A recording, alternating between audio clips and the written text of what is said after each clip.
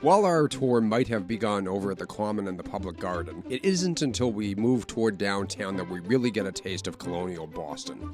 This relatively small section of the city has its roots deep in American history, even as modern Boston has sprung up around it. Let's rejoin the Freedom Trail and continue our tour of the city's historical treasures. Less than half a mile from the Common is our first stop here in Old Boston, King's Chapel Church. This striking church features a bell cast by Paul Revere and dates back to 1749. However, after the Revolution, it had to change its denomination from Anglican to Unitarian after half of its Loyalist congregation had to hightail it to Canada. Just around the corner from King's Chapel is Old City Hall, which, when compared to some of the other landmarks in this part of town, isn't really that old at all, come to think of it. It served as the city seat of government for the century from 1865 to 1969, when the municipal offices were moved from here to their current location a few blocks away.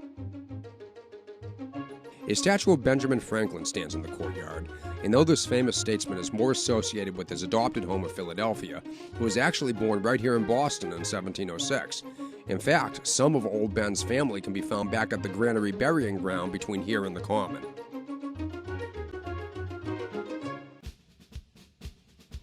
Following the Freedom Trail's red brick marking just a few more steps, and we're at the Old South Meeting House, the second oldest church in Boston.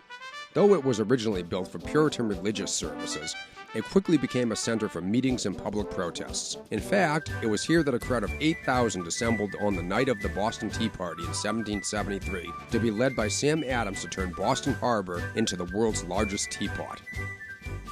The cries of protest from the rabble-rousers at the Old South no doubt reached here, to the Old State House, a couple of blocks away.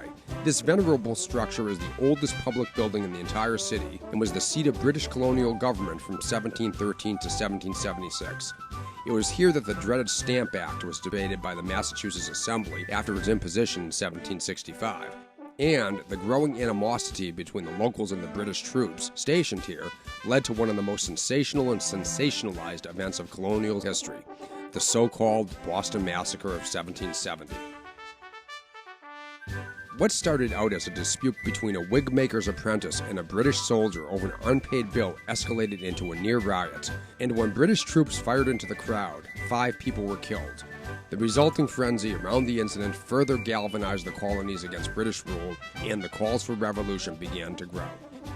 The actual site of the massacre is marked by a small cobblestone circle in the middle of a traffic island on the east side of the building, and unless you're with a tour group, or watching this DVD of course, you might very well walk right past it. After playing such a pivotal role in the push toward revolution, it was only fitting that it was here at the Old State House that Bostonians heard the first public reading of the Declaration of Independence in July of 1776.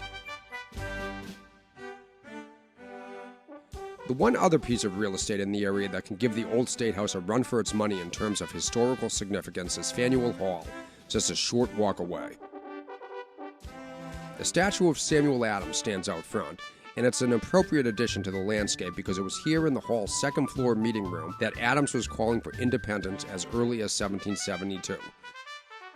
Though the original structure has been rebuilt and refurbished a few times over the centuries, this venue has been in operation since 1742, when it was given to the city by Peter Faneuil, a wealthy local merchant. The meeting room is open to the public, and park rangers are on hand to give daily presentations and answer visitors' questions. Plus, I don't think anyone would object that much if you stopped in and bought a little something at one of the stalls on the first floor. But don't think this is just another bit of crass commercialism invading a historic building. Faneuil Hall has always functioned as a marketplace from the very beginning, and it wasn't unusual to see both statesmen and sausage vendors passing in the hall. But the commerce doesn't end inside the building. Right across the way is the Faneuil Hall Marketplace, probably Boston's most popular shopping and entertainment destination. Also known as Quincy Market, this area has over 100 specialty shops, vending carts, and restaurants located in and around the market's 3 separate buildings. You wouldn't know it from the buzz of activity that fills this area now, but there was a time back in the 1970s when the entire market was looking at possible demolition.